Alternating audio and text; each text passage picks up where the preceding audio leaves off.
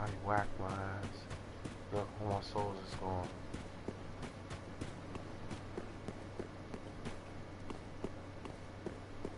Because I wasn't paying attention. Sitting here going online. I'm trying to help motherfuckers.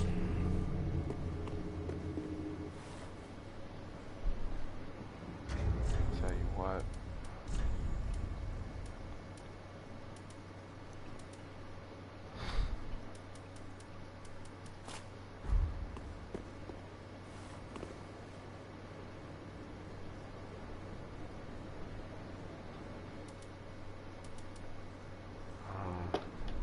Alright, so welcome back.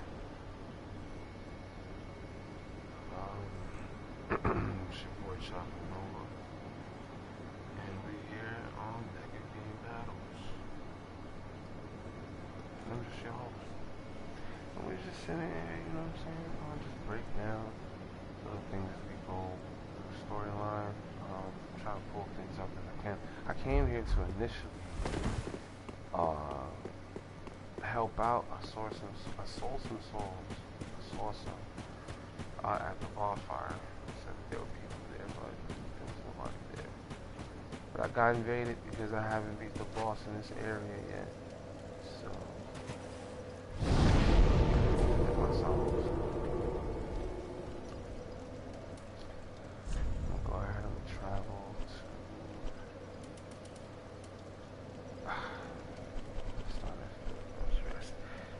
I've been trying to go way back, like not beginning of the game, but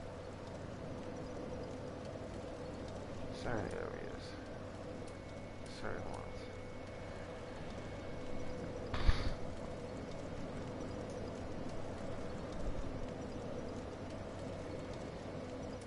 I don't think I'll go that far back this time.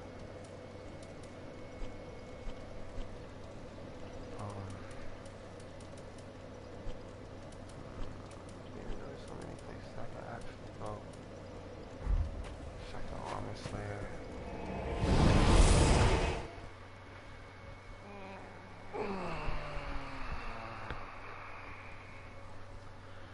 So I was thinking, because I went back and started reading, listening to some lore videos that would come out and see if they'll give us a little more clues to certain things.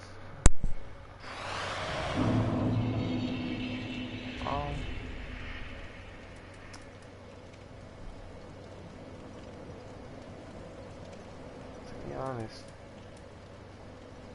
they dropped a little something that dealt with Katha, or who's known to be Katha known to be as in this game or related to videos, basically style people, like little hints, and it's up to us to do the research, to see if this is folly, so there's a lot of stuff that I'm just kind of just taking it in as I go, and see if it makes sense for certain things. So, Katha, I don't have any real pictures, but this is her chime, right? Description: sacred chime blessed by Katha, goddess of tears. We'll get into another thing, which is the ring. Rare even amongst Kareem clerics. See, so the Kareem aspect, right? That's another item description that you can go to, right? Because we know Morn has this affected by intelligence. So it's, even though you're casting miracles, okay, you're doing it with intelligence, not by faith. This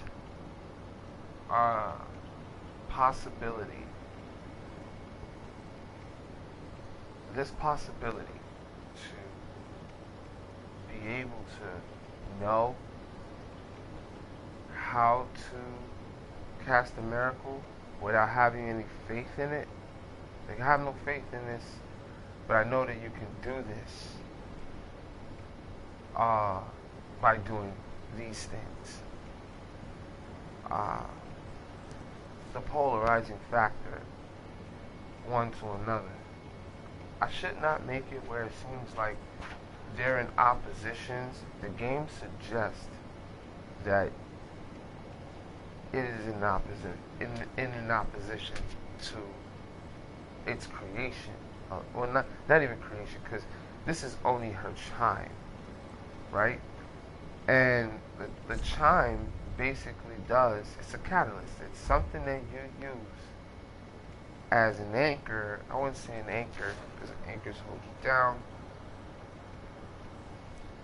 But they are connected to you, and it's like someone who knows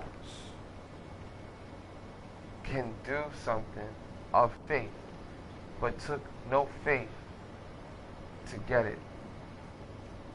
And you say to yourself, well, there's no difference. There's no, you know what I'm saying? So it doesn't matter what the practice is. It can be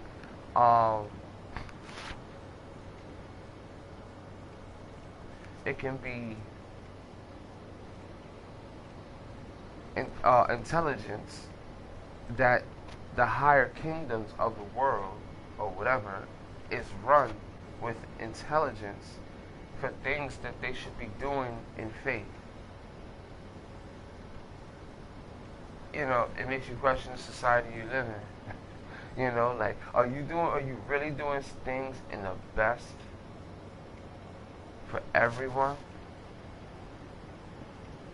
Or is it just for you?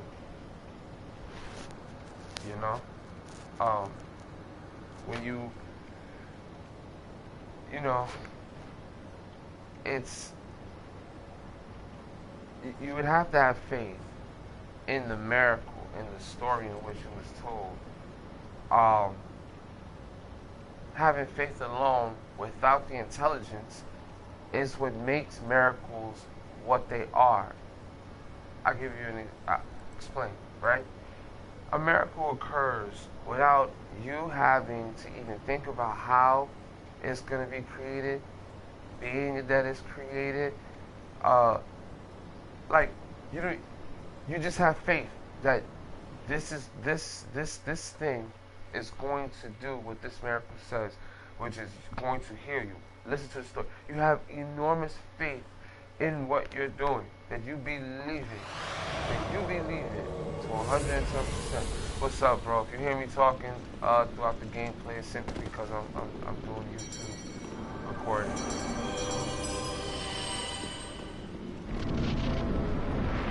Oh, nice. Oh, you didn't hear me. Chop his tail up.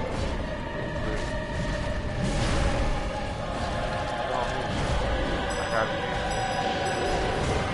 You gotta protect yourself at all times.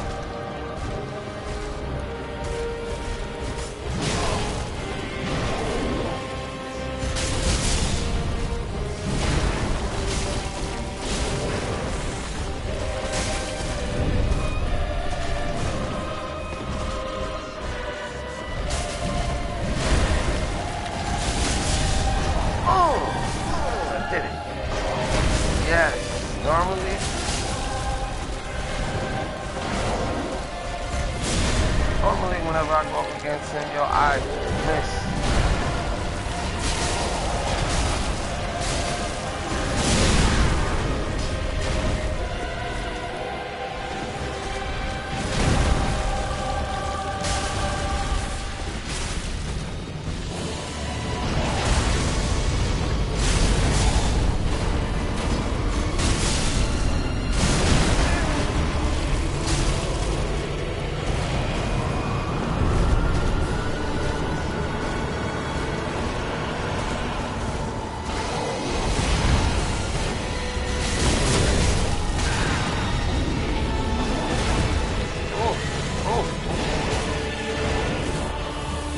Fucking him up, you heard?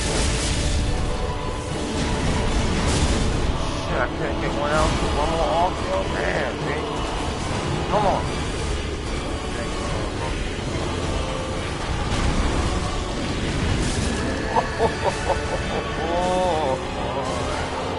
Get him, get him, get him, get him, get him, get him, get him.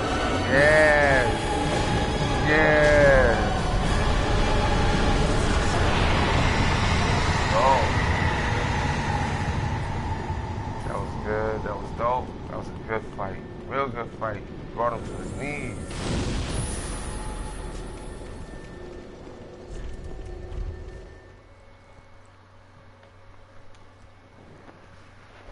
Alright. Let me see if he can summon me for the archives. I'll follow him through. Yeah, that's a good way to grab onto a good wave to keep the connection with you and somebody else on the other side. Man, I got my Ember Stone.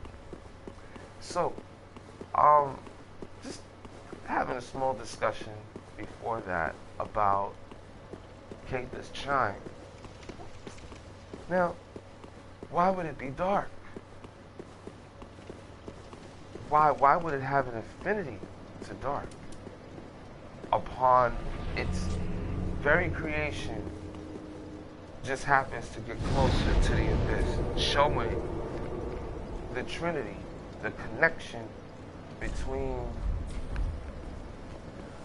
these ages and the way things are playing out. Okay, I'll give you an example.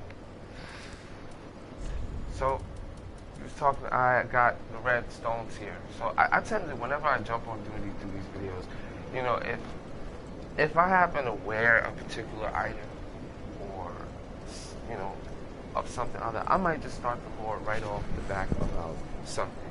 I wasn't necessarily thinking about the red stones here, although upon finding the two rings, because there's two of them, right? The blue and the red. I said I was going to end up talking about that, touching upon that, because it plays an essential role in the whole world of Dark Souls dealing with Keitha, because it's a tear stone. It's a tear stone. So show the item info. Ring said large red tear stone jewel temporarily boosts attack when your HP is low. This stone is said to be the tear of mourning of the goddess Keitha. And, of course, tears are always more beautiful near death. So here, in that, you say to yourself, oh, geez. Well, if she's been crying, and here, this is intelligence and faith scaled weapon. Okay? So, and it has, well, yeah, I'm going to talk about the guard absorption, that's not necessary, but show item info. So here we're talking about clerics. Clerics do things based on the way of the white, and they're the ones that are going to use spells such as heal, detox, you know, miracles, you know what I'm saying? Then, of course, the benevolent people above them, status, bloodline lineage, to their right to be, they do miracles of electricity, lightning bolts, things like that. True miracles, only miracle. These things are nothing in the blessed, or not, or more or less blessed, because blessed would be that it be miracles. All miracles are all faith-based. There is none that is not using faith in everything. Just like in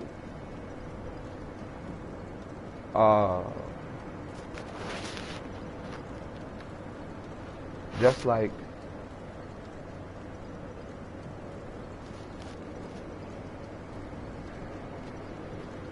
sorceries are only scaled to intelligence. Okay? What is the defined difference between the two? What is the difference between the two? Right? They're two different types of energies, right? And whenever they are used, you can somewhat see how its true nature can be understood. Let's just step over there for a second. I guess this guy didn't see my sign down, so we're about to head out and go see something else. And see if we can help some more people. Maybe I should go back to the beginning of that. But let's try Great Bell. So with this Kate chime, basically what I'm trying to say is that basically, you know, she's using intelligence and in using intelligence to do things of faith, right? Even though you can't achieve it, it's almost like you're scaling the lines of doing something that is creating another element, or maybe pushing along in the act of doing this another level of doing something much deeper, and you're gonna end up falling to the abyss. The crown I wear is the crown of Walmir. All right. Let's see what it says. Crown of Walmir, the Carthage conqueror. Okay. This guy was a titan. He was a freaking giant. He was a giant. Okay. A very, very big one at that. Once upon a time, such things were bequeathed judici to each of the rightful lords, right? Until Walmir brought them to their knees and ground their crowns to dust. Then the crowns became one, and Walmir, the one high lord, okay? He crushed them. Alright? He was big. He was monstrous. He did his thing. What does that have to say about anything? Well, for one, you know, you don't get this man's attire to wear. Okay? He had jewels and gems and stuff like that. And he had bracelets. And I think that maybe if you beat him without breaking his bracelets, and I'm gonna try different things in Dark Souls that I have not tried before, and I'm gonna do it with. I'm gonna call on the gang. I'm gonna be like, yo, what's up? I want to do a run through, and I'm gonna do a brand new game, and I'm gonna beat him without destroying his bracelets. Give him some sort of don't send him to his doom without, being pushed back to go away. I think you can beat him without. The easiest way to beat him is to beat off his gold bracelets. But in a lot of ways, if he managed to get his hands on a sword. And let's just look at that sword for a second, because even I wanted to wear. So this is another artifact that you actually get from him. So you get his crown and you get his sword. Okay? Now, let me show item info. A holy sword. Did he get a holy sword? Where did he get his holy sword from? We can make speculations, but let's just read this. A holy sword eroded by the abyss. Okay? When Walmir fell to the abyss, he was gripped by a fear of true darkness and pleaded to the gods for the first time.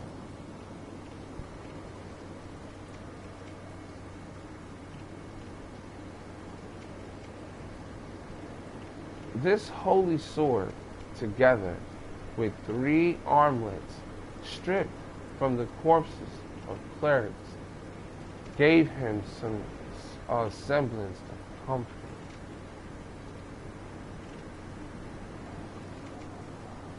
This is a serious thing, I guess, for him, if it hit him that hard. For somebody who was conquering and conquering and conquering. And all that power, all that defeating these different types of kings and embers, he was already on the path of taking care of things. As far as we're gonna go back to his description over here. On his path, it says, once upon a time, such things were bequeathed judici to each of the rightful lords.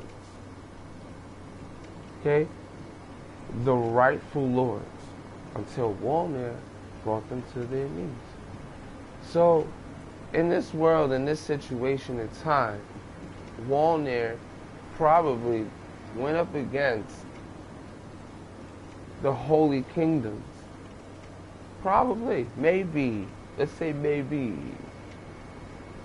right? And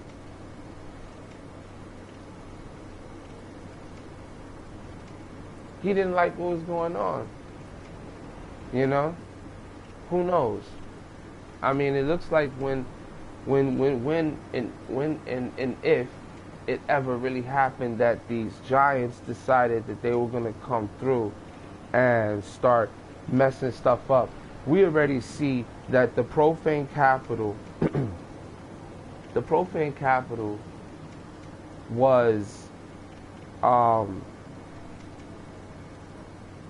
capital probably at one time and point, right? Because, you know, they tend to change titles of areas in this game based on its condition as time goes by. Alright? The more like things get torn down and wore down, it becomes something else, something other than what it was. You know, we have, you know, the land of Ulasil is in the Great Swamp area. So it's called the Great Swamp because that's what it is. It was once the land of great sorceries, you know, but things happen, you know. So I mean, anything could have been there, and my speculation with that, you know, I think one of their special trees was grown there, you know.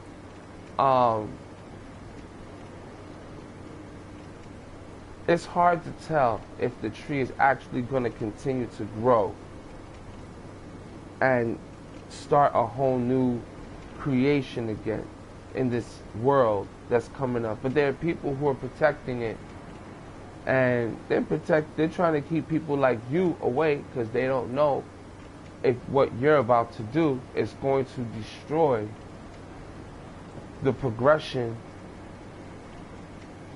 of this thing. What do I mean by that? Now, I know I'm talking about Warmere, all right, but it led me to think about the area in which that changed, right? And the area that changed was the Great Swamp, which was Ulasil, or whatever you want to call it. The girl who lives there lived her last days with the Mushroom Girl, holding on to magic, holding on to the type of sorcery that was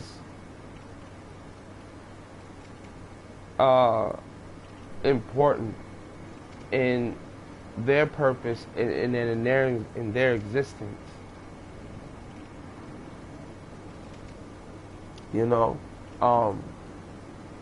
and you get the golden sorcery scroll there. And of course, that's where you start to learn about the sorceries, their development, and how things go on, you know. And that area is now the swamp area, and now it's, you know, you run through it, these different parts to do different things. You know, there's a system set up as a safe fail. the bells ring, and the undead start to awaken again, so that way they can make the Lord of Cinder, right? You know, basically the fight. You got to give up your soul now. You know, you got to give up your soul now, so that you can, or well, if you're a Lord of Thunder, Lord of Cinder, then that means you're gonna have to sit on the throne and be pulled back into the essence of fire.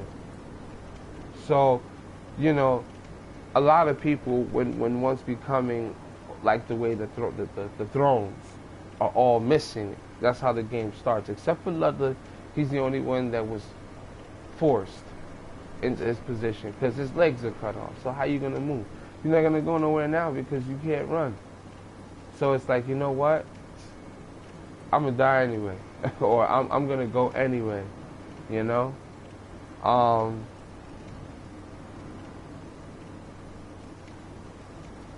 People are like, nah. I live. I fought. I killed a lot of undead that were dead because of your curse.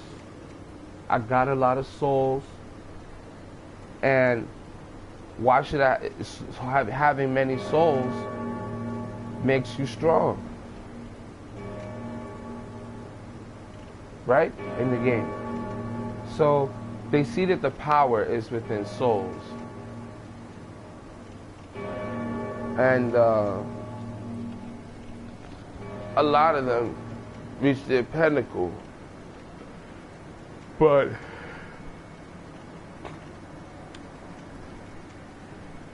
some of them got knocked off their situation due to, you know, doing different things or wanting certain things. You know, Walner did it to himself in this case. Why? Because, you know, when you can beat all that there is, I guess life goes, I gotta find something that's going to see if you can overcome. And he was overcoming.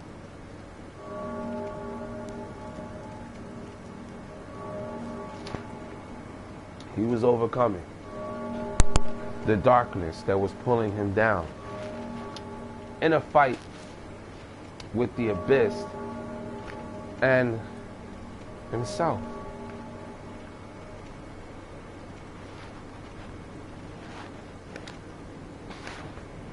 So what happens?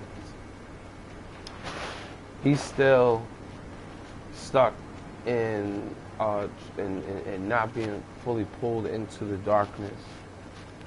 So he has holy bracelets on, and he has a crown, which he still had on his head, and the sword. So he was unmatched. But eventually something happened.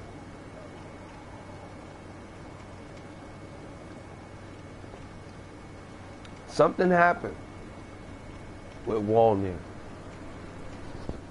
Something that most people won't take into consideration.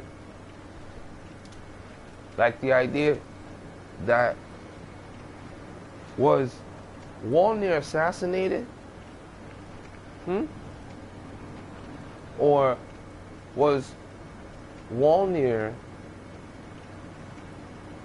being taught, or maybe he was starting to learn different things as a ruler, right?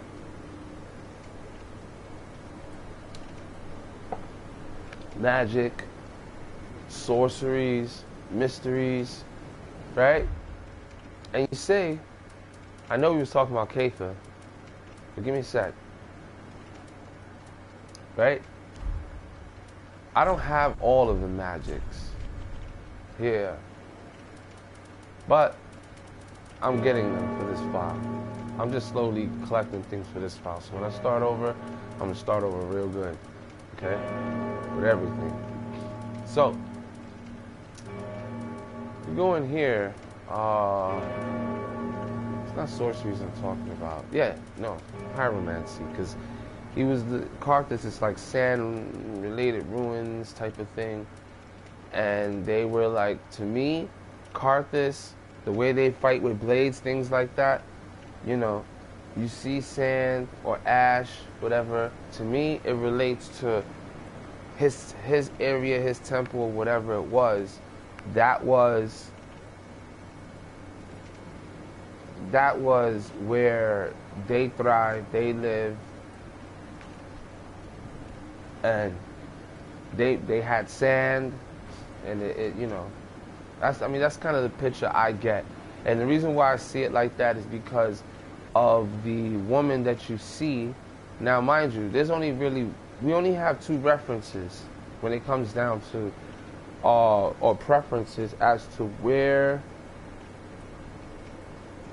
the demographic of these type of people dwell sometimes. And it's like, we know pyromancers were in the Great Swamp. That's in the Great Swamp. In part, not in the Great Swamp, but in Blighttown, in part 1. You know, that area is too close to the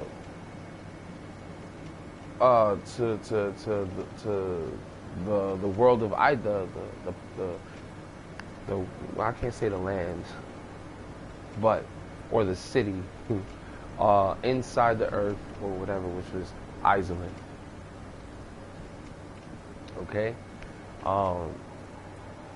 it was them coming up in there, the people that lived in there. It was important because where did the people come from in the first place? They came from Isolate. People still lived in Isolate. The demons only came after the Chaos Flame started, and those demons wreaked havoc. And, you know, Gwyn, I guess, had a lot on his side after he realized that, you know, that first sin was committed, and a lot of these things was, you know, people were down with it, you know, to do it, to break the cycle. Nita was down to do it. Isolith was down to Isolith, but the Chaos Daughters and Isolith was down to do it, and their mother, and Gwyn was on deck, and all hell broke loose because they thought that what they were going to do was that they were going to bring back an age that doesn't exist. It ultimately has to come to pass, or you're just going to stay in this loop in the world until it eventually fades out, because that's what's going to happen. You know, if people have less and less children because the world is becoming more and more about ghosts running around collecting other souls from other souls and other people, and got the soul of this person and soul of that person and so forth and so on, like, there ain't gonna be no real life to live, because your soul is gonna be the one that's up for grab. Not the food on your table. They don't care about the food on the table because you the food. The demons that live down in Isolith are the demons that came about through the birth of the Chaos Bed. How do I know this? Traces of tremendous seabed that birthed the beings known as demons. So, you know, playing with fire on these scales, you know, are good. I'm not going to get into that because we were talking about Walnir, and I don't want to go too far. But Quaylana, primal pyromancy taught by Quaylana, right? Daughter, witch of Isolith, with sweet foes with fire. Cast and manipulate flame will not make marks difficult to dispel. Pyromancy is known to controlling flames, and knowledge that controls impossible. So, you know, pyromancy is at once the knowledge of controlling flame and the knowledge that control is impossible. Okay? So here's the thing, right? Intelli- for some, all right, so the fire whip is something that I wanted to use, but because of the dynamics in the game,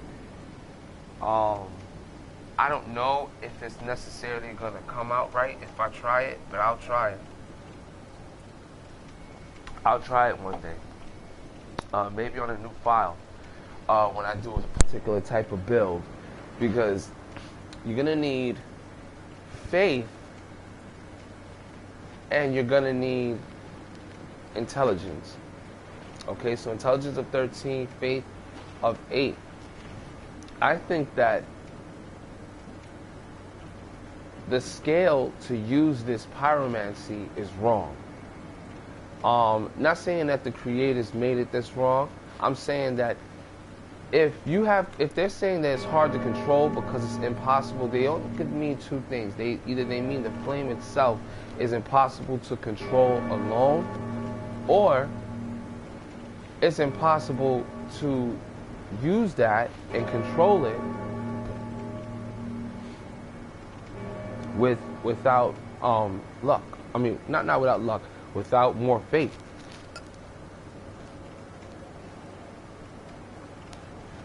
But what we learn is that whips in the game are better in their creation when they take it off of an animal. Let's just take a trip real quick. This spotted whip, like this thorn whip, like this whip that's made like this hair that you can use. This is also considered a whip, okay? But you see this whip? This one's the most unique to get in the game with Cornix.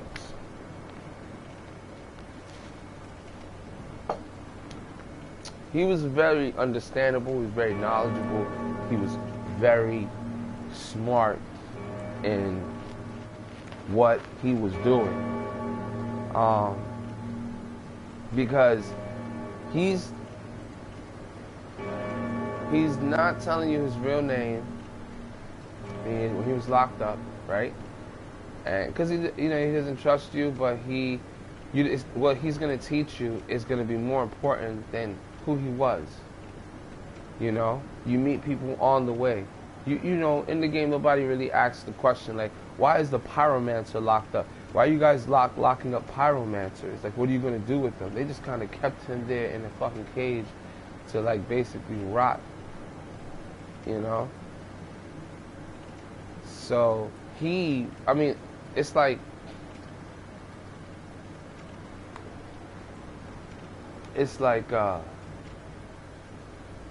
you see in the undead settlement that they're taking souls inside of their cans. And they're dumping these souls down to the bottom of a courtyard area. And it's almost like it's a way for them to collect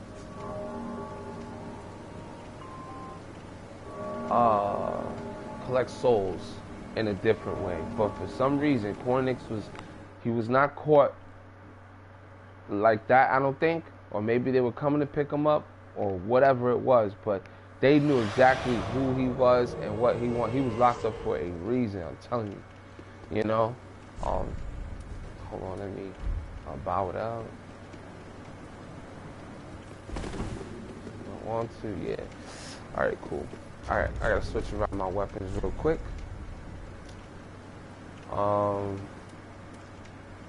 This thing does not like, he doesn't like darkness, so I didn't equip that. Shit, isn't right. It doesn't matter.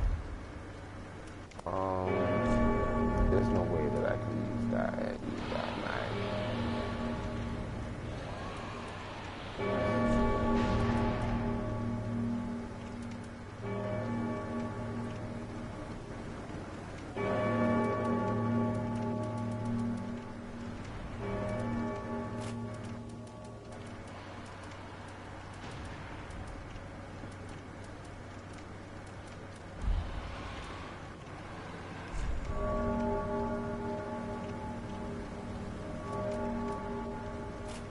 through lightning.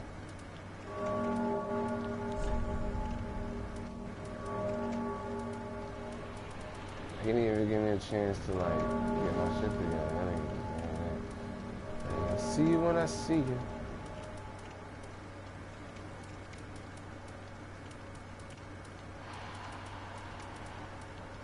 What works is darkness, man. I'm gonna give it to him. I'm gonna give it to him.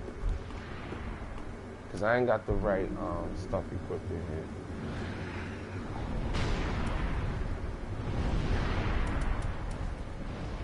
Hopefully, I mean, he's doing pretty good. It looks like he's doing pretty good, so.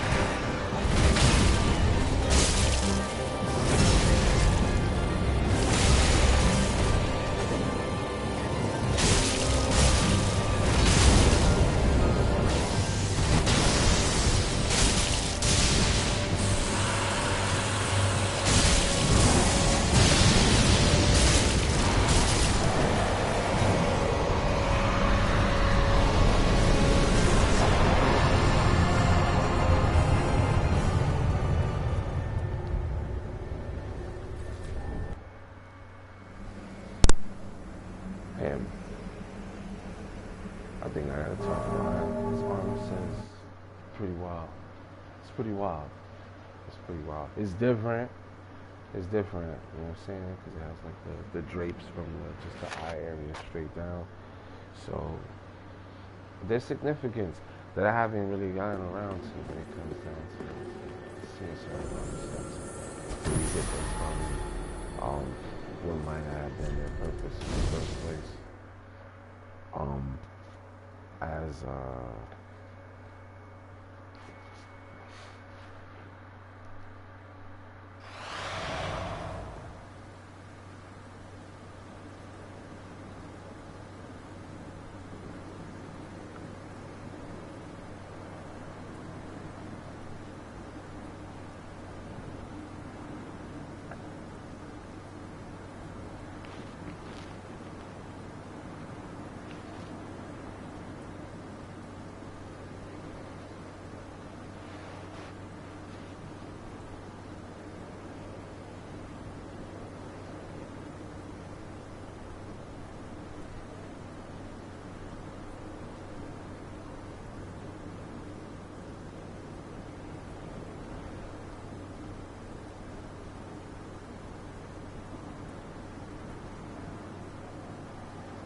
alright. I'm outside now. See what else I can help out here. So yeah. So I know we was talking about Keita. And we was talking about Wolnir. And the reason why I brought up Wolnir is because, you know, the pyromancies, that was what the Carthage. Well, I wouldn't say Carthage. Let's look at the dress. See where they're from. For a second. I think. Oh, here it is. This is the desert pyromancer's garb. Okay. It says garb of desert pyromancer who once walked the halls of the earthen peak. It is said that the thin Bergen cloth breathes magic. Okay. A desert pyromancer, most of them female. Okay. Desert pyromancer, most of them female, were known for the great fan flame and enchanting looks. Meaning, you know, they had a certain look to them. That was, you know, how, you know, I don't know, belly dancer like or whatever, because that's kind of the way your character will look. So if I was to throw in a garb right now, see, it's like that on a man, but if you had a female character, they was wearing that, and then for the pants, they were wearing the leggings, which is this. That looks very, very good, you know, for a woman, and most of them, again, they were women. So, what does that say, right? What does that say, right? Put my pants back on.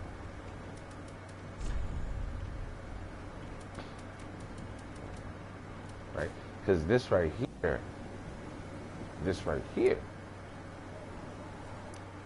attire of pyromancers of the Great Swamp. So, these guys were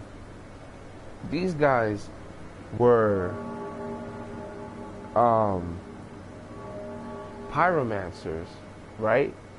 And they knew how important it was that if you play with fire, there are dark forces or dark things, right? And you know, normally if they are pyromancers of the Great Swamp area, that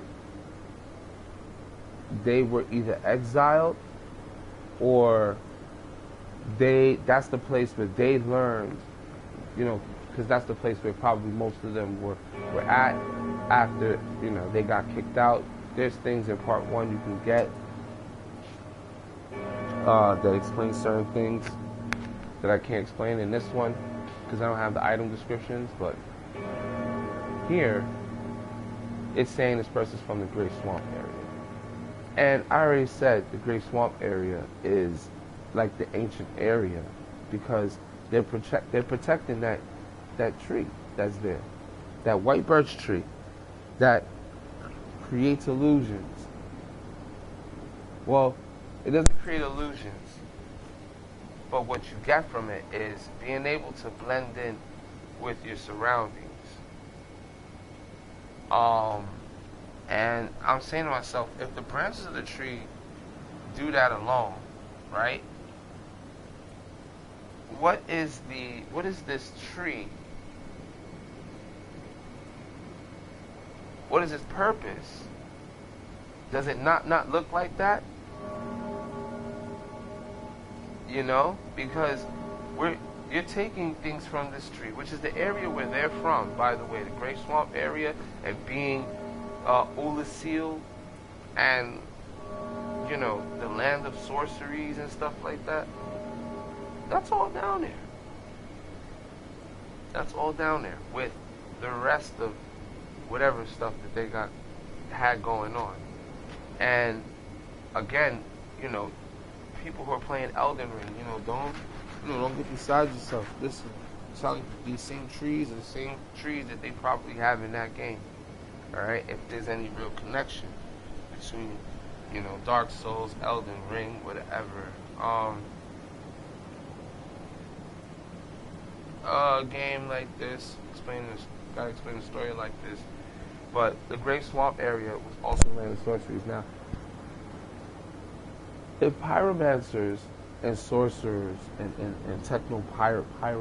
pyromancers or whatever are closely lived and they start to merge with their ideas of magic and pyromancy by exercising how they construct magic, or construct, consider magic, or not magic, but the force,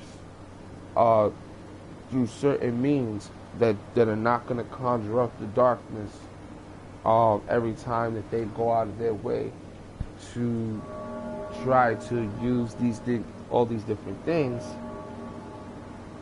to have the ability to do it. Like Kate's Chime, where Kate's Chime, again, it's dark.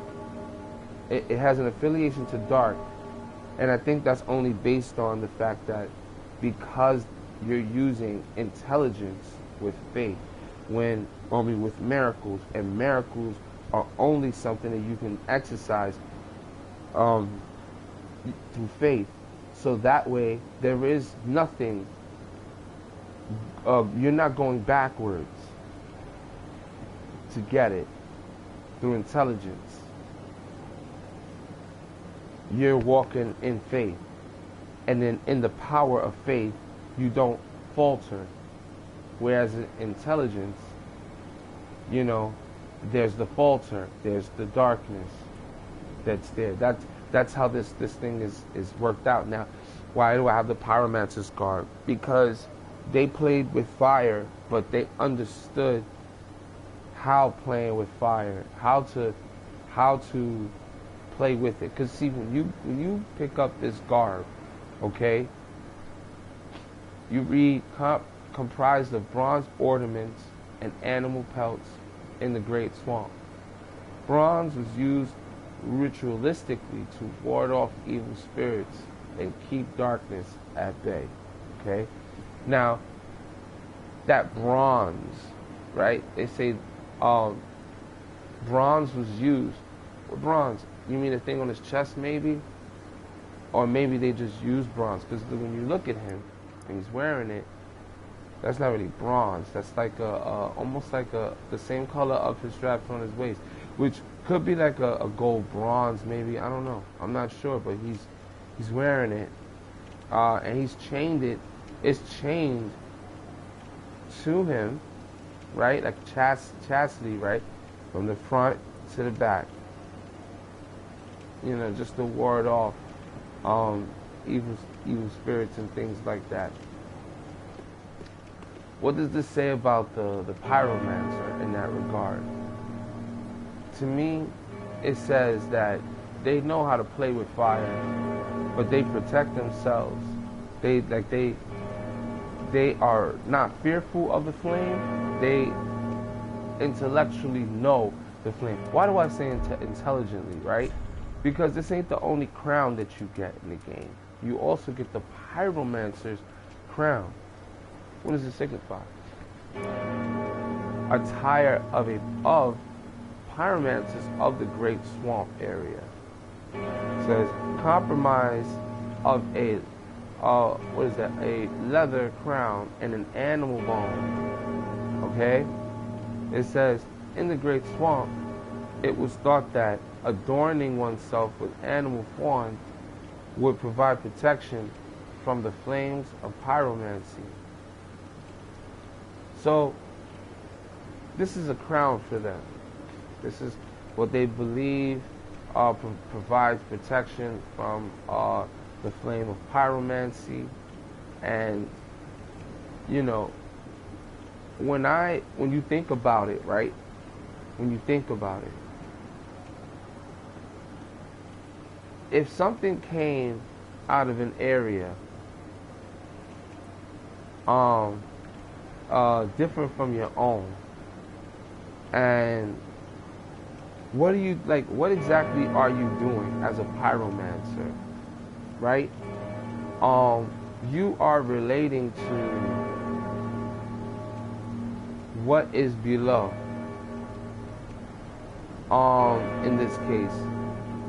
Why do I say that, right? Because why would you need to wear animal bones on the crown that stick up? We have a lot of different types of demons in the game that have bones that stick up. like such as this. Look, this is a perfect description. Look at his antlers, right? Right?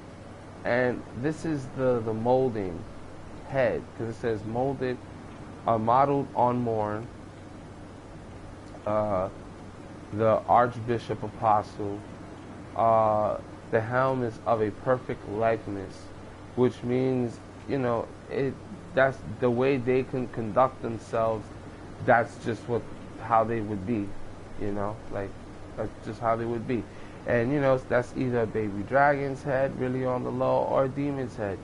It says unusual helm bestowed upon knights of Karim. A Karim knight will dedicate an entire career to attending a single maiden, just as Morn once served the goddess one alone. So he served, I guess in many cases, he served this goddess. I believe Karim is, if it's not the name of the goddess, but I mean, we'll get around to what her name is when we get to his weapon. And everything's kind of just connected to everything. I don't want to get too deep. Either way, dragons have horns, and it's not to be mistaken for individuals who go around the forest, who live around this thing called the ethereal oak, right? It says, adorned with antlers believed to grow from the blessed beast of the ethereal oak. So what are we thinking about when we think about the ethereal oak? The ethereal oak, okay, is a tree. You know, it's masked with the word oak. You know what I'm saying? But you know oak comes from a tree. So if you can't make that discernment, I don't know what to tell you. Okay, so it's a tree. This thing is like a, I don't know, I forgot the name of that particular type of, what do you call it? Anyway, some sort of fawn of a kind, some sort of Baphomet, if you will, goddess that's actually near the tree with, you know, and close to nature, close to all of its likeness, hooves and all, has horns. I don't know, but that's as close as it gets. That's really what I'm getting the picture of here, okay? And this blessed beast, okay, it's near the tree, and it grew horns, okay? I think that could symbolize anything. That could symbolize a deer, for all we know, right? But we know the beast was different. It may have looked like a softer version of its of some sort of something that would be demonic, something that would be bad, you know, like Pan. He was a goat. He had horns. They have horns, but they don't have antlers. This thing has antlers. So what are we really, in this game, what are we really seeing next to the ethereal oak? And when you think about it, you know, demons and these antlers, what they consider antlers, which is the same thing that's on the pyromancer's garb. Again, it says it right there. It says comprised of leather crown and animal bone. And that's what's sticking up. It's some sort of animal bone, but it's out of its head, which is like what an antler would be, if you will. You know, because they're closer to nature, blend in with, you know, the way things go. So a higher being, or a possible higher being than you. So you want to move up fast. You want to be under somebody who has the potential to do stuff, even though if you know what they're doing is bad, just so that you can make a come up, you know, and, you know, whatever. You know, you do what you can where you live, right? Um, but they lived around the oak, and they served the oak, and they probably served the beast too, because it's like adorned, because they're adorning with antlers, right? The helmet, believed to have grown from the blessed beast of the oak, ethereal oak. So either they're taking on the personification of him, you know, to show who they have their loyalty to, you know. So anyway, but the antlers are some symbolic to that, because why would a cathedral want a Kareem Knight to have a helm like that, be able to scare, you know, whoever they're about to face? But to carry on a maiden and protect her, and you have to wear a demon's helmet to drag her from one place to the next. It's almost like a symbology thing. And even though it sounds deplorable in a way, on the flip side of everything, it's like they're really taking these maidens to their doom. And that's what Morn's doing. He's, you know, I mean, if you follow the storyline, I'm not going to ruin it for anyone, but if you follow the storyline, then you're going to find that, oh, let me change my gear back. You know, alright, let me get back. Let me put it back. Was I on Crown? Yeah, I was. I was here. My sign is down. Nobody's coming, so let's go to the next area real quick. See if we can get summoned in today a little bit. Meet some new people along the way. So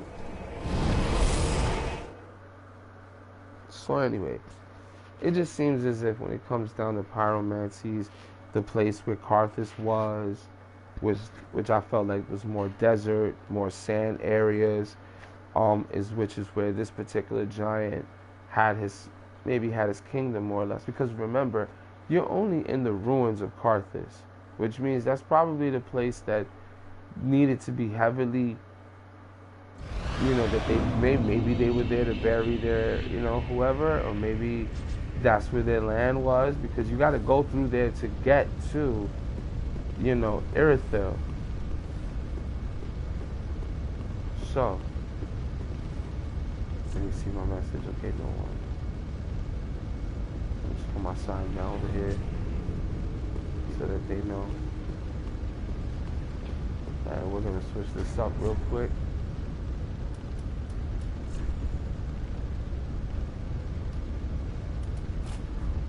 Oh.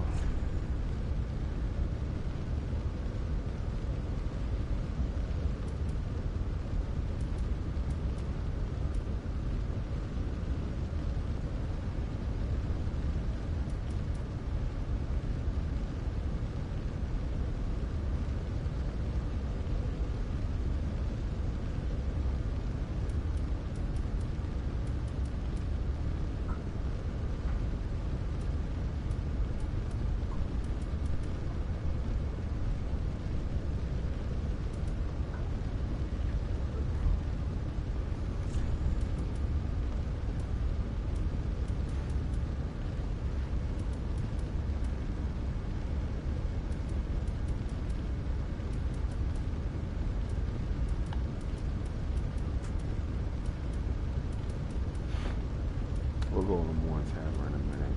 But really it's about the shield.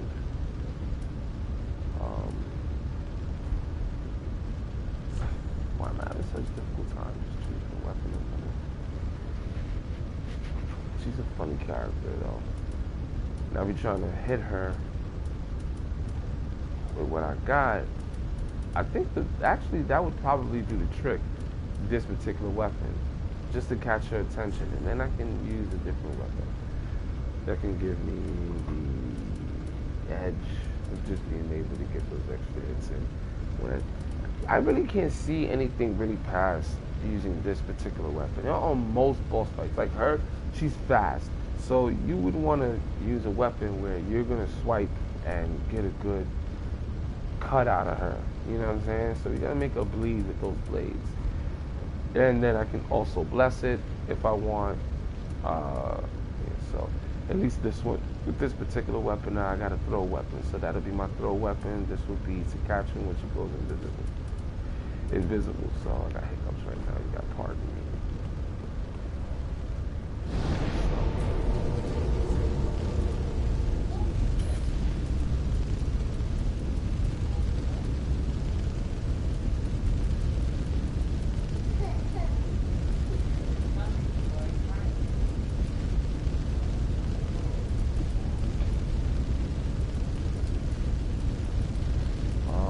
So let's see what I keep.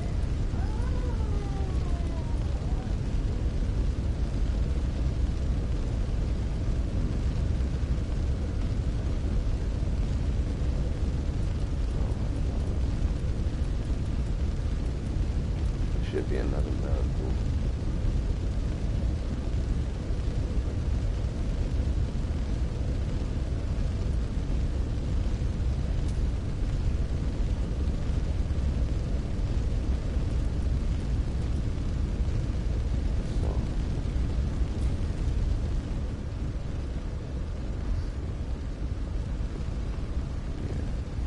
I've been really, really anxious to use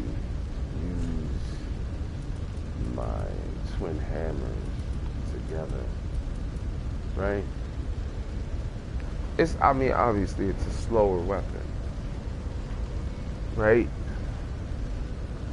But I do have certain fights that I like to use it in, where I can actually swing them and catch them, because those will be like the, I guess you, because of their weight, it drags the motion. You know, it's like having one mace. Well, it's like having two maces, basically. One mace is heavy. This one's 5 points. It says 9. So each one is probably weighing 4.5. So each. But the fact that he has two, I'm gonna swing both of them. It just takes a little bit more strength. But I need another stone. Maybe, I made this refined because it was the best I could do at the time. Besides the other one. And as you can see, it does a nice damage. It does some nice damage. And of course, you go ahead and you buff it up with something, you're gonna do more. But for this particular one, as you can see, it's gonna heavily drop. It's gonna significantly drop with dexterity. It is a dexterous weapon. It's more of a strength-filled weapon than it is a dexterous. My dexterity is 40. Maybe I should have more. Because, you know, the stronger you are to use weapons, the more you swing them with ease.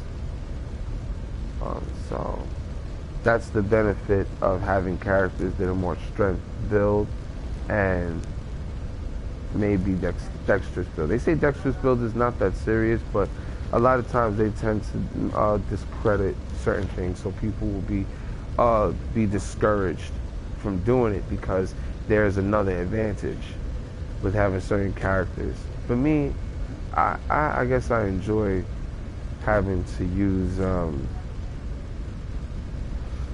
the small range weapons to get my skills up, and then, you know, go from being a pyromancer to starting my games off with a knight, where most of my hits and then my rolls will be so much more effective when it comes down to swinging stuff. But I will lack heavily with things that I want to use that are of magic, maybe. But it's best that I know first, right now, what magic would I predominantly use in the game. And I'm going to tell you what they are. Heal. The cost of it is 45, but all you need is 12 for faith. That's pretty good, right? Because it's low. But here you got, this is 15. So you're only up to, so the highest I'm gonna need on faith is 15. And then from there, you know, like, let me see, what else do I have that's faith? This is 30, right? What else is high in the 30s? These are 30. To use what I really like to use is this right here, which is basically just for healing and hitting harder. It's like a boost, really, and damage. So, and of course, absorption. So if you want to use other things, such as lightning blade and dark moon blade, if those things matter to you, you can bring your points all the way up to that scale and just rock it from there. You know, me, 15, this one's 15, and the other one is 12, which is below. So I would be happy with that, and really not wanting to pick all the other ones that are there yet, right? Because it's just really, there's 15 more points that you're adding to make it so. And then you got to ask yourself, you know, is it always worth having to do that, or just have like stones that you would just go ahead and add that element to that particular weapon? You know? Plus, if you do that, I mean, even though you're not going to hit as hard, you know, and you're going to lose, you're going to waste more magic casting this. Approximately 15 points. Yeah, because 35, 1, 5, yeah, 15 points more. It's going to cost you 15 more points just to add an element to it on top of that. So you'll make your weapon stronger, maxing it out, and then using a buff, and then that blade should hit harder.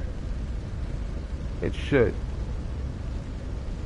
There are certain instances and times where I was supposed to try out to see if having either a scaled weapon catered, meaning like sharpened, refined, all right, those things, where I'm still able to apply a buff. What is the max damage? What is the max damage type of weapon can I create? And then slap a buff over it and get an extensive amount of damage on it. And then compare that to a weapon that is already going to have a gem that is already infused. Give me.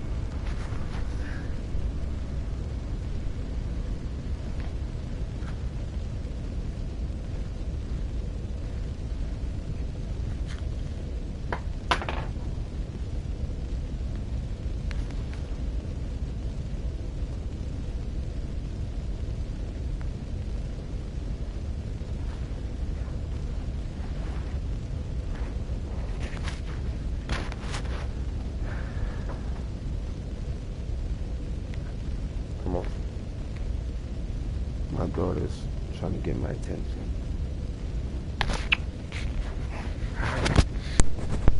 Hi. You gonna say hi? Hi. Hello. Hello. Hi. How are you?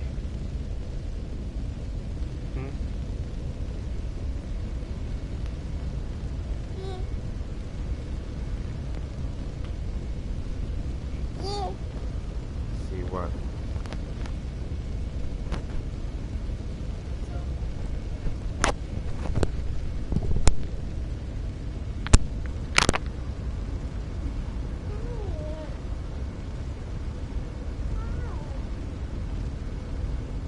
I don't know what the wire is.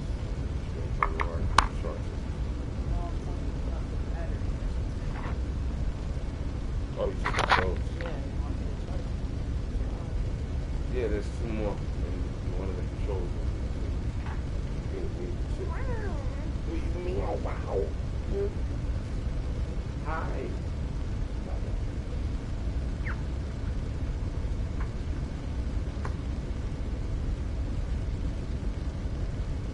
Hi.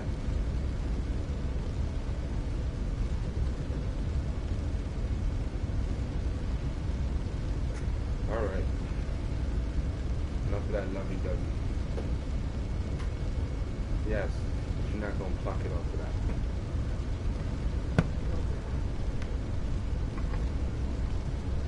Maybe it's the one in the room.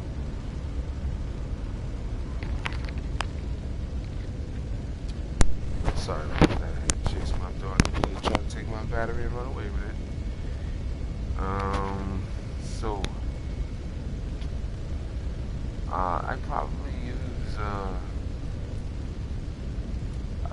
use that. Maybe I won't even bring my points up to higher faith than 15. Maybe I might go hard and do that because I don't. To be honest, you need for pyromancy, right? Like, all right, how many points would I need for pyromancy? Let's see all of my favorite spells to use. 18.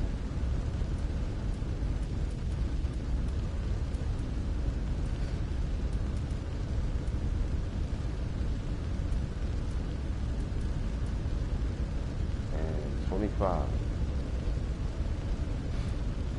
25.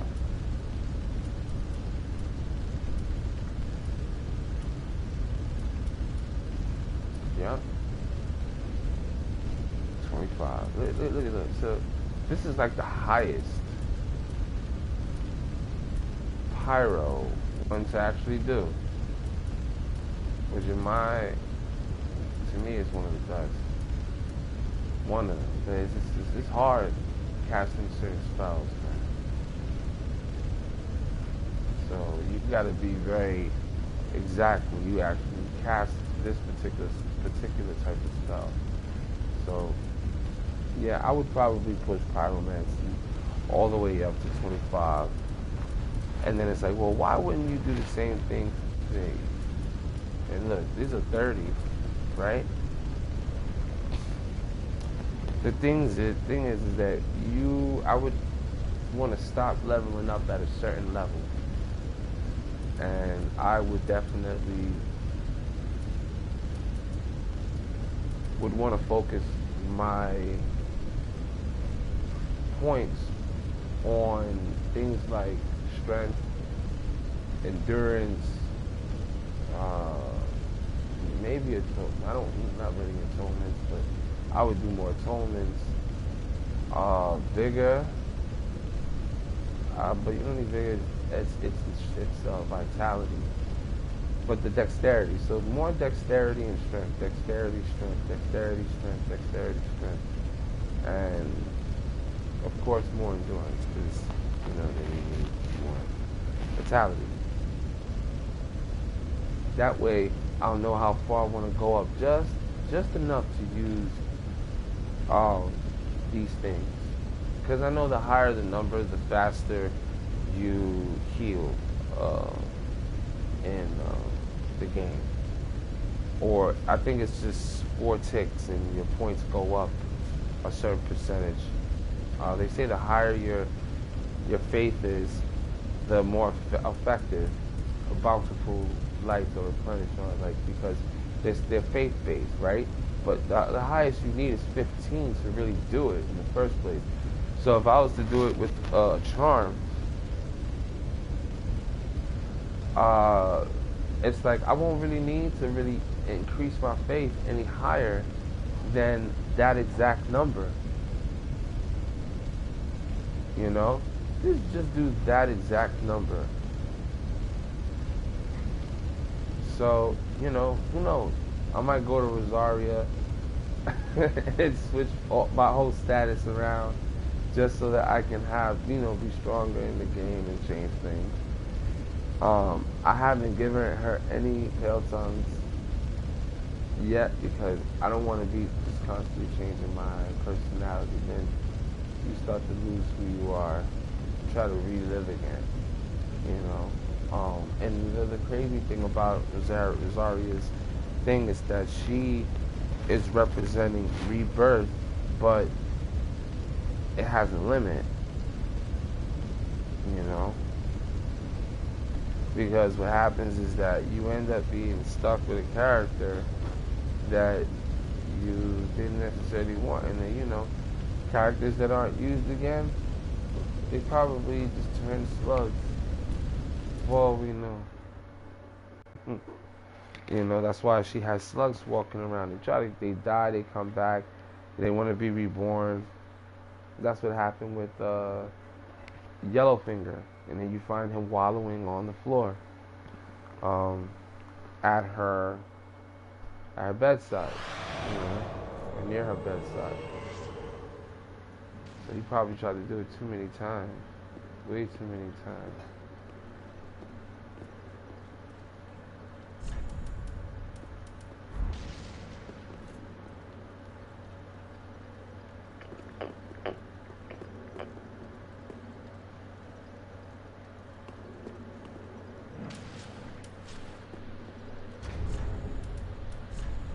Alright, so I gotta go down, help him with the city.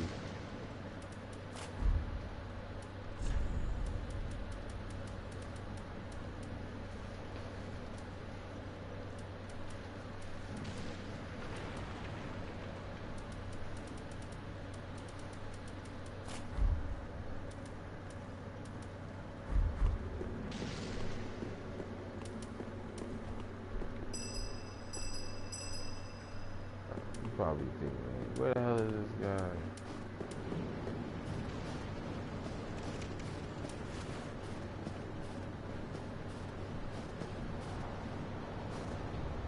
Oh.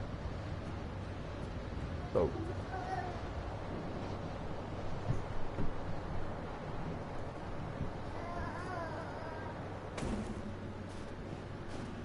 This what we doing? Oh man. Alright.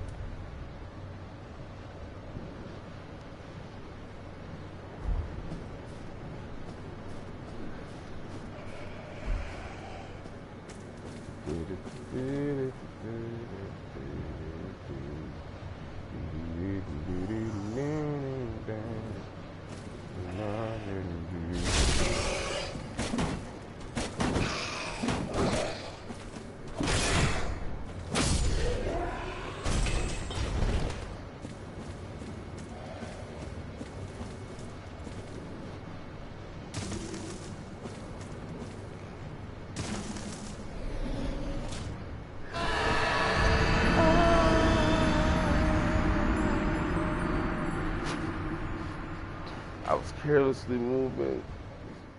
Just carelessly moving. I don't really care about making my way down to that, yo. You can get down there by yourself. You know, because it really don't require fighting. It requires, you know, how you land. So, that's annoying for me. It's really no help. I'm no help. That's just me helping while, you know, going through that part with you. So, anyway. Let's go back to my map for a second. So, I think I was still tuning for spells. Was I? I think I was. Nah, but I can always make my characters over. So let's go back. Let's go back to the other stuff now. So we're talking about Keitha, her apostle wearing a demon's head. Um, and in the, you know, and I'm like, why are the knights wearing that, right? Because technically they are taking them already to their doom. Technically, they're already taking them to their doom. You know, and I mean it's sad, but that's kind of what it is. So, wait, make some flies.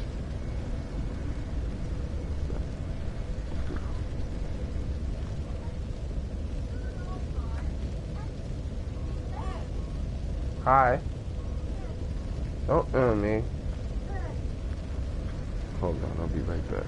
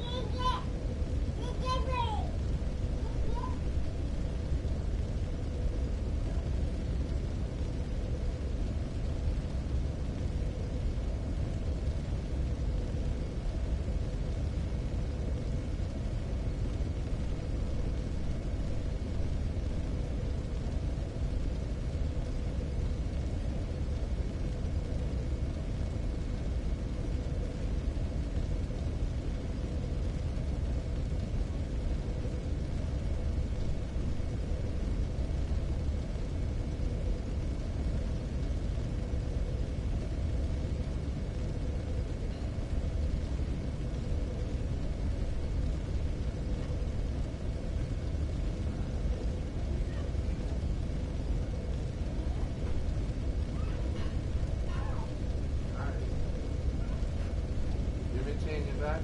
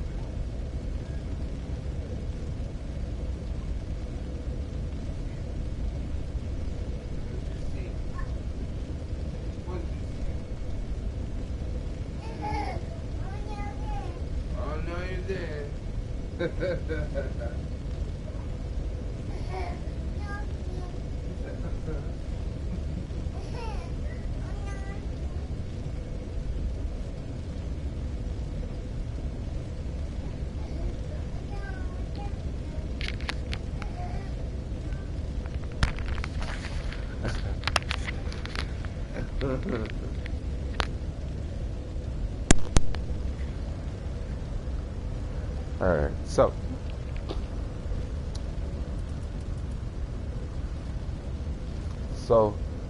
her tears, she was a goddess. We know that, they link her to the spider lady in part 1, whose hair you probably collect as a talisman from part 3, which is the white hair talisman. So,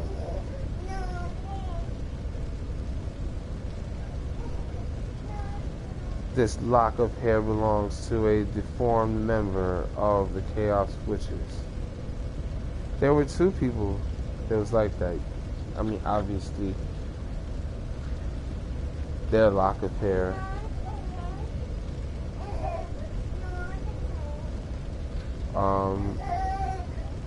My daughter's going crazy. So, I mean, the hair alone, there's a couple of people who have white hair in the game. Kaitha from part 1 definitely had white hair. Alright, I can't say anything about her sisters, but she definitely had white hair. So, it could be Kaitha's hair. Why? I don't know. This lock belonged to the former member of the Chaos Witches, mother of the art of pyromancy. Mothers of the art of pyromancy, fashioned into a talisman. It resembles the wielder to it enables the wielder to cast both miracles and pyromancies. Now, did Kaitha do more? Becomes the question. She was able to do pyromancies and miracles. Could we agree that be the case? Right? Yeah, we can. Is that a chaotic thing? Are there ties that show that that's a chaotic thing? She was able to cast miracles and pyromancies. Again, we're talking about somebody who has, let's say for instance, you learn miracles, so you learn faith. Then you learn pyromancy. And when you learn pyromancy, you learn how to use intelligence with faith. Then through pyromancies, you learn to use intelligence with pyromancy, with no faith. Right? It's only a matter of time before you think about casting a miracle with intelligence rather than with faith.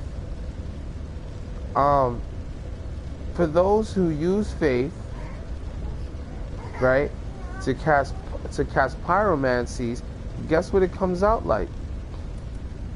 Let's just guess what happens when a person decides to use faith rather than use intelligence for pyromancy. And here's the result. A great, gentle flame that restores HP on touch. Let's read it. Okay? Peculiar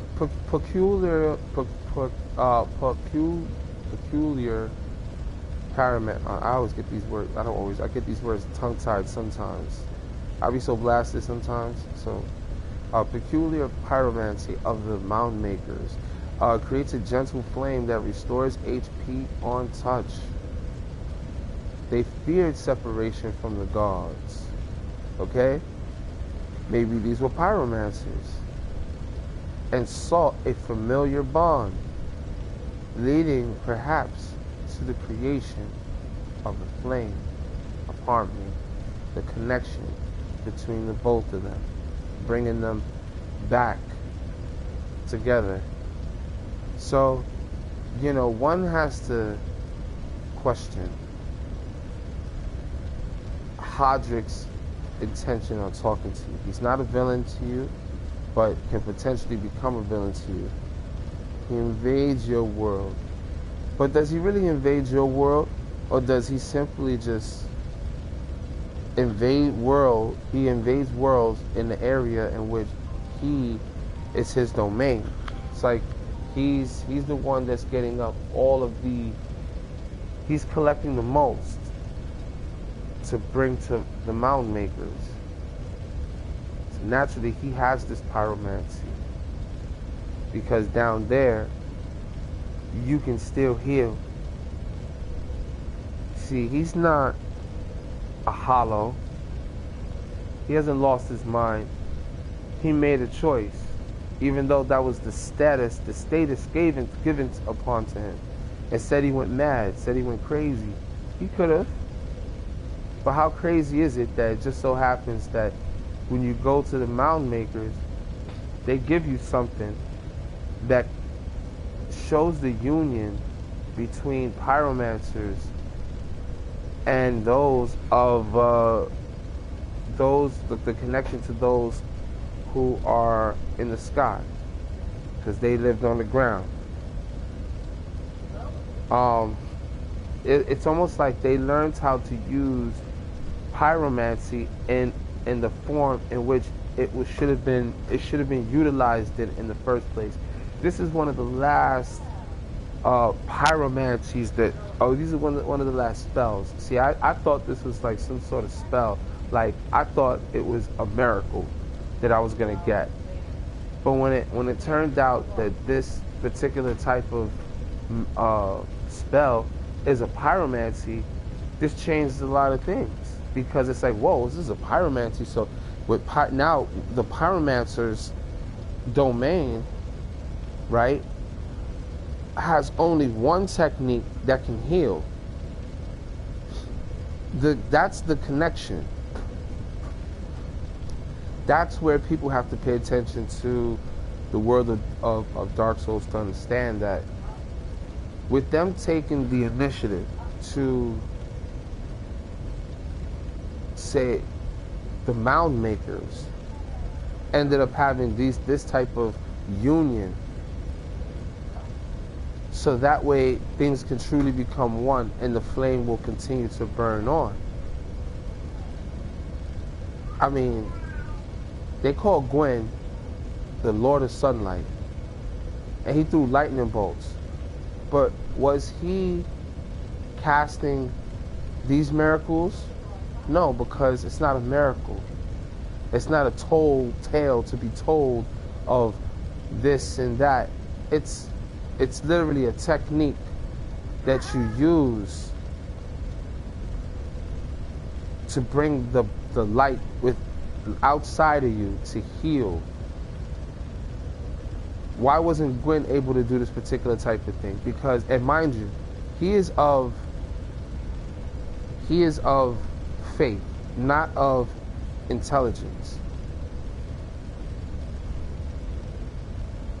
Okay? So the idea of him and his sister coming together to learn how to allow their magics to coexist for the betterment of the way things were going, rather than causing a problem because these individuals are scared of the abyss. Hodrick wasn't scared of the abyss. Okay? He was a knight. He didn't even have to deal with the abyss. You know? How does somebody like him, who's going after these dark souls, cutting them out, saying this is the shackles that Gwen you put on us.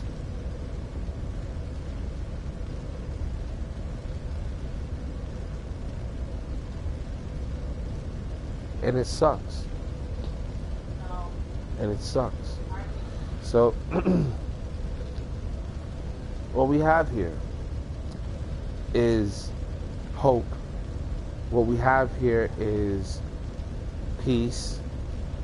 What we have here is something that people can extend from themselves, okay, and create a healing effect. And it heals both you and them, I believe. So, you know, the connection between the gods, or what they consider the gods to be, and the pyromancers was they worshipped or used their energy focus in such a way towards having faith rather than having an intelligence. And what did they get out of it? Healing. But it's the type of healing where it's an orb that comes out of you that heals for a while and then fades away. It's dope. It's dope. It's dope. Not the fact that its ability is dope. It's dope the idea that the pyromancers, those who got kicked, who were heretics, knew of these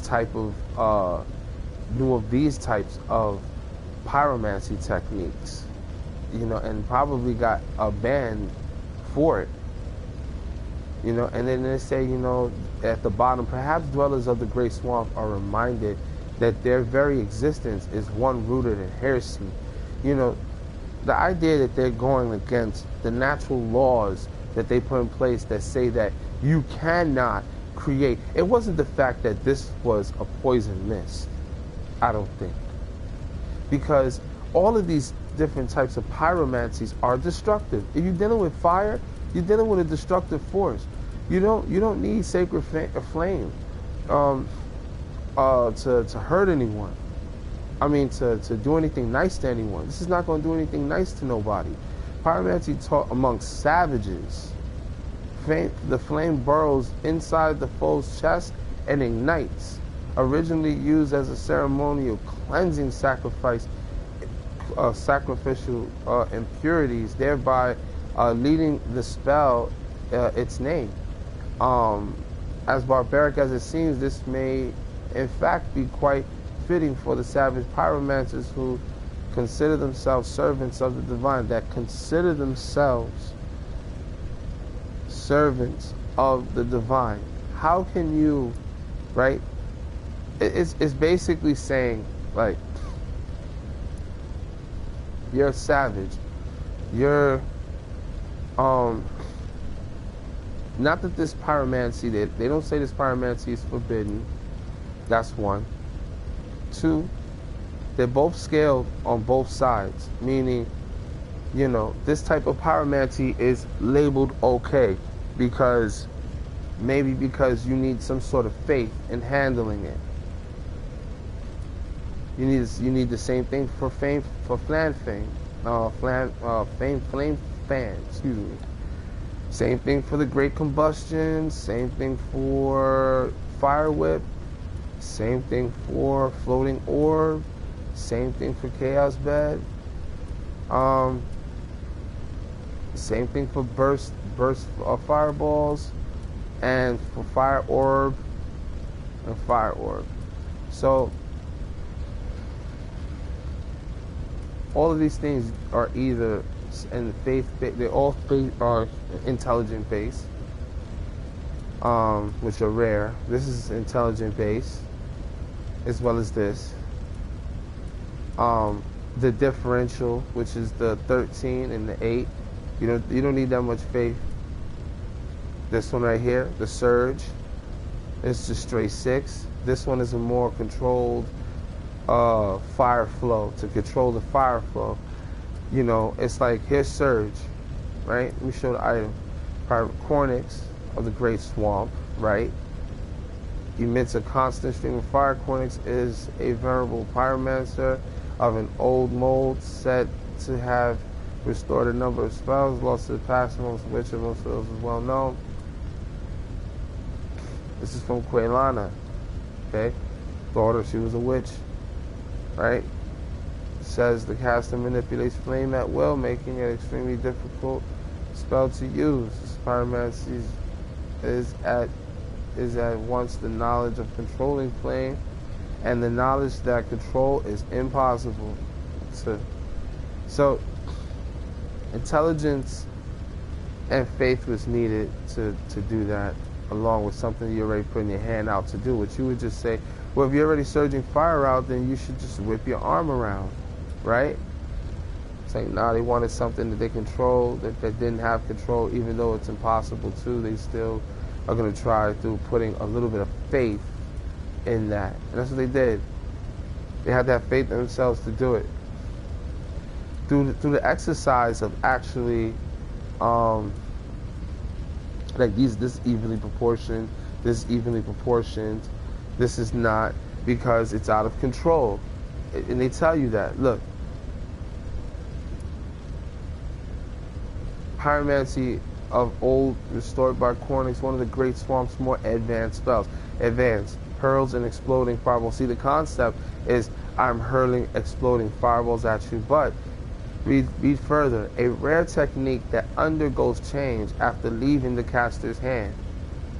See, they don't create that control, that change. That change happens as soon as it leaves the person's hand. So what are they just really doing? They're just tossing it, hoping that it lands somewhere. And that's exactly what you do with this, which means you have another creation of a ball, right? That as soon as it leaves your hand, there ain't no control. A rare technique that undergoes change after it leaves the caster's hand. Now, what is the difference between throwing normal fireballs, which are elementary fireballs? This is an elementary one, right? You make the fire in your hand and you throw that ball. It goes wherever you want it to go. It doesn't disperse, it doesn't blow up, it doesn't anything. Here's the next step, right? Hurling a giant one. So now you make a really, really big one, and then you throw it, and then it also does more damage upon impact and dealing damage around that area.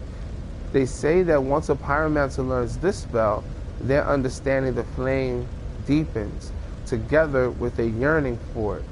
So they have more of a connection to it when they start to realize how much they've actually, what they really can do with it. Because when you start with a small flame, it's just that, a small flame that you can do. When you start to pour in more of your, and look, it goes up to more. You go from 6 on both to 8 on both. See, they're both scaled together. These are the first steps. These are the first 2 steps, right? So you say, oh, I could do other things. I could do way other things than that, right? So you start trying different things. Here's the next thing. So now when you make another type of ball, right?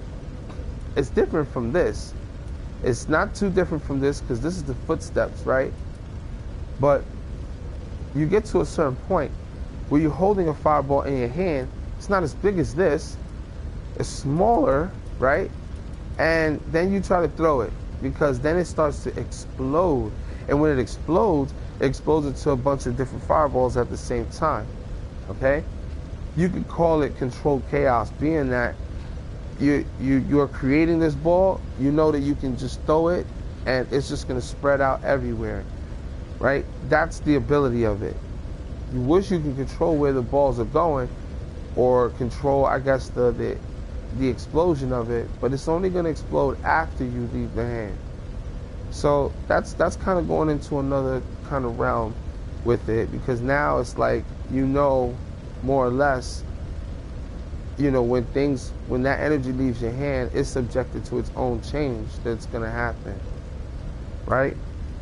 Then you have something that's a little bit more dense, because this is the first steps of dense.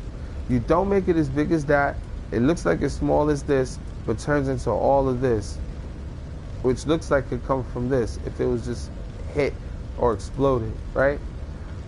That dense and that concentration of practice takes you to the next step, right? And mind you, you're using 12 faith and only 8 on this, because again, you're doing something that has an erratic effect or catch. When I throw fireballs, sometimes they all miss. Sometimes they do catch the person, but you don't know when and how they're gonna land. You'd have to have a lot more intelligence to do that.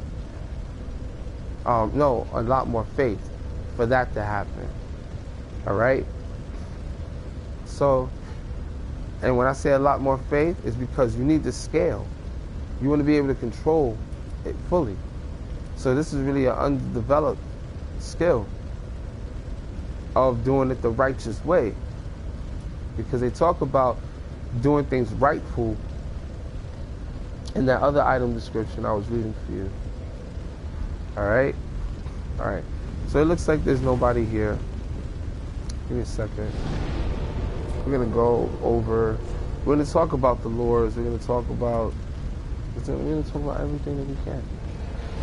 My mouth is dry though, so you guys are going to have to chill and wait for me to get something to drink.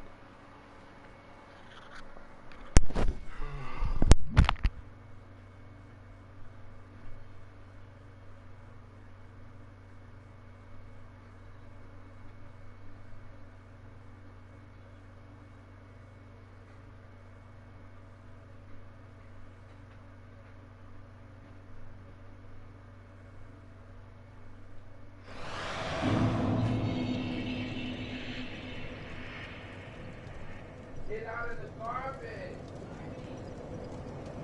Why are you eating the garbage?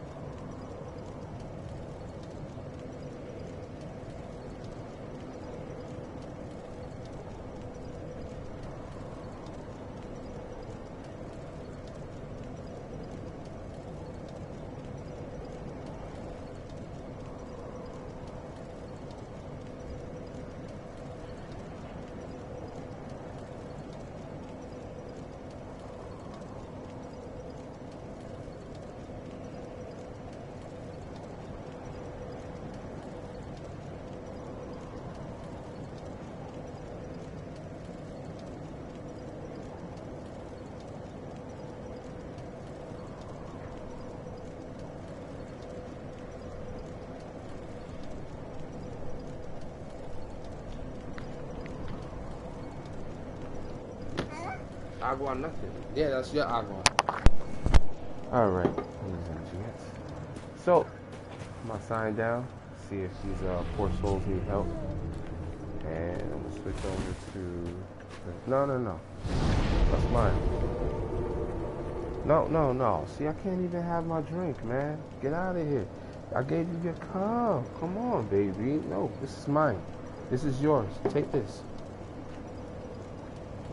Excuse me. Thank you.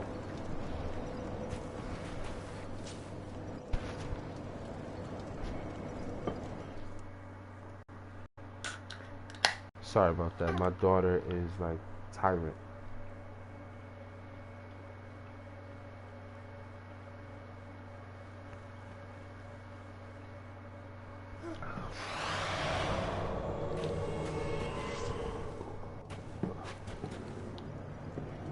No.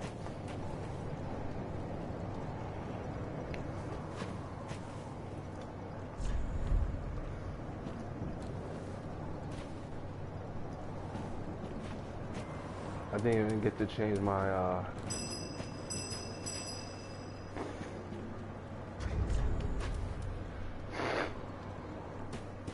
I do believe I have the necessary weapons on me.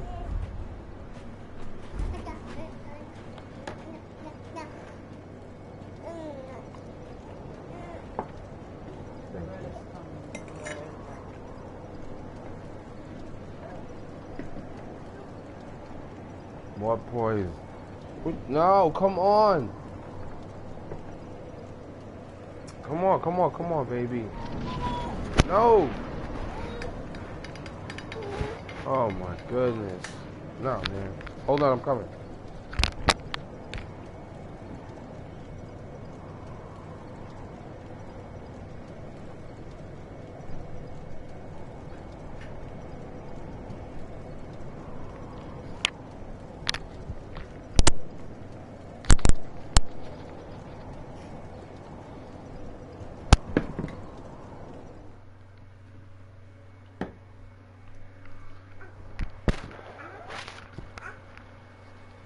Oh shoot, he died.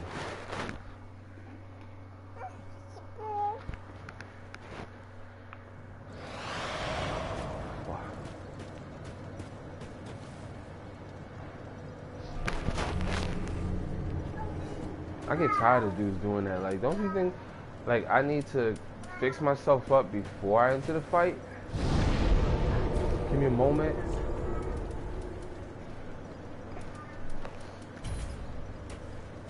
Oh shoot, just before I can change.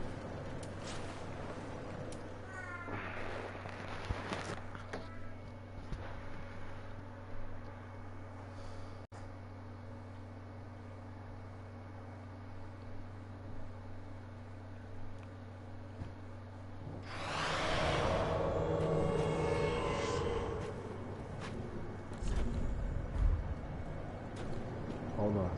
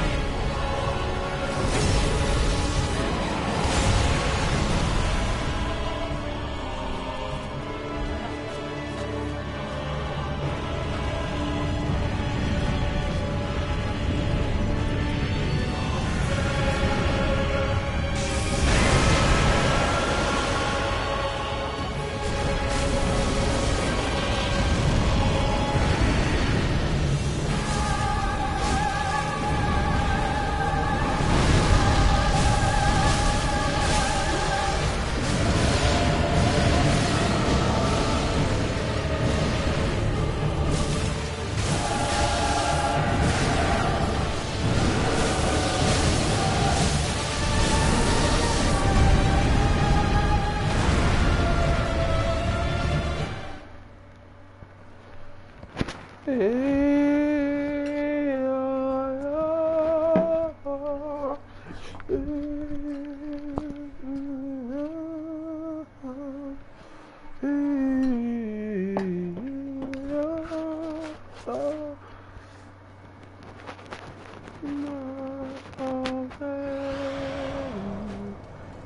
no more sauce? It's just like meaty. If you want like separate sauce, I can make it. Yeah, I thought it was gonna be a little bit more. I can make it saucier. Nah. It's too late for that. I'm already eating. All that's normal. Why would I want to wait? I said that the last time. You made it right the other time. I don't know what this time. I don't know what happened. You gotta live with the Oh well. I'm eating it. It's not too far from the days of your period, right? rice. No, my period passed. Yeah, I know. It's normally when you make it. Right. Family.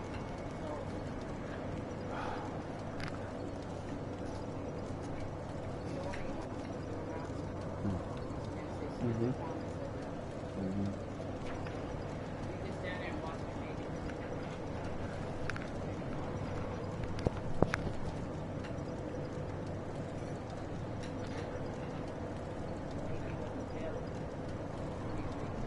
Mm-hmm. Anything else I can make in there? Mm-hmm. We have three. Mm-hmm. Not just like, oh, And you know, call me all different types of names you're just saying things to trigger. to trigger you. Yeah, that's my nature, right? I like to trigger you. We Okay. all are capable of triggering. I can do that. I can do that. I didn't believe that. I didn't say it was your nature. I'll argue. That's fine with me. I'll just argue with you like this.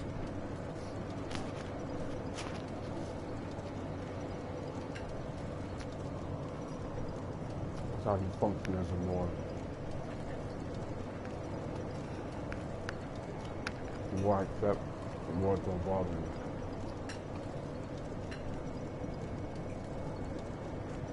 We do whatever's necessary to get through stuff, to reach our goals. You know?